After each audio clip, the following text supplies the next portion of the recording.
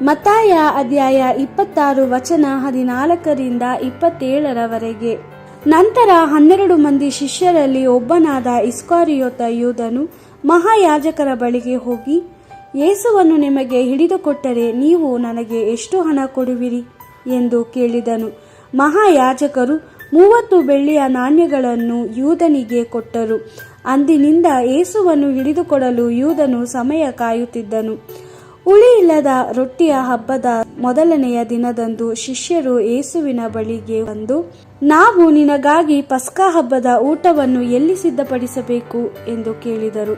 ಅದಕ್ಕೆ ಯೇಸು, ನೀವು ನಗರಕ್ಕೆ ಹೋಗಿ ನಾನು ಸೂಚಿಸುವ ವ್ಯಕ್ತಿಯನ್ನು ಭೇಟಿ ಮಾಡಿ, ಅವನಿಗೆ ಆರಿಸಿಕೊಂಡ ಸಮಯ ಸಮೀಪಿಸಿತ್ತು, ನಾನು ಪಸ್ಕ ಹಬ್ಬದ ಊಟವನ್ನು ನಿನ್ನ ಮನೆಯಲ್ಲಿ ನನ್ನ ಶಿಷ್ಯರೊಂದಿಗೆ ಮಾಡುತ್ತೇನೆ ಎಂದು ಉಪದೇಶಕನು ಹೇಳುತ್ತಾನೆ ಎಂಬುದಾಗಿ ತಿಳಿಸಿರಿ ಎಂದು ಉತ್ತರ ಕೊಟ್ಟನು.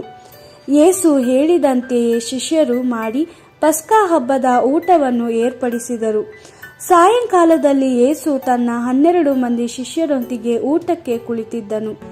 ಅವರೆಲ್ಲರೂ ಊಟ ಮಾಡುತ್ತಿದ್ದಾಗ ಯೇಸು, ನಾನು ನಿಮಗೆ ಸತ್ಯವನ್ನು ಹೇಳುತ್ತೇನೆ, ಇಲ್ಲಿರುವ 12 ಮಂದಿಯಲ್ಲಿ ಒಬ್ಬನು ನನ್ನನ್ನು ವೈರಿಗಳಿಗೆ ಒಪ್ಪಿಸುತ್ತಾನೆ ಎಂದು ಹೇಳಿದನು. ಶಿಷ್ಯರು ಇದನ್ನು ಕೇಳಿ ಬಹಳ ದುಃಖಪಟ್ಟರು. ಪ್ರತಿಯೊಬ್ಬ ಶಿಷ್ಯನು ಯೇಸುವಿಗೆ, ಪ್ರಭುವೇ, ನಿಜವಾಗಿಯೂ ನಾನಲ್ಲ ಎಂದು ಹೇಳಿದರು. ಯೇಸು, ಬಟ್ಟಲಲ್ಲಿ ನನ್ನ ಸಂಗಡ ತನ್ನ ಕೈಗಳನ್ನು ಅದ್ದುವವನೇ ನನಗೆ ವಿರುದ್ಧವಾಗಿದ್ದಾನೆ. ಪವಿತ್ರ ಗ್ರಂಥದಲ್ಲಿ ಬರೆದಿರುವ ಪ್ರಕಾರ ಮನುಷ್ಯಕುಮಾರನು ಹೊರಟು ಹೋಗಿ ಮರಣ ಹೊಂದುತ್ತಾನೆ, ಆದರೆ ಆತನನ್ನು ಕೊಲ್ಲಲು ಒಪ್ಪಿಸುವವನಿಗೆ ಬಹಳ ಕೇಡಾಗುತ್ತದೆ. ಅವನು ಹುಟ್ಟದೇ ಇದ್ದಿದ್ದರೆ ಎಷ್ಟೋ ಚೆನ್ನಾಗಿತ್ತು ಎಂದು ಹೇಳಿದನು.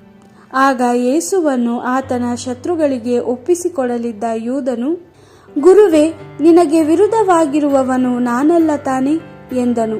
ಅದಕ್ಕೆ ಯೇಸು, ಹೌದು, ಅವನು ನೀನೇ ಎಂದು ಉತ್ತರಿಸಿದನು.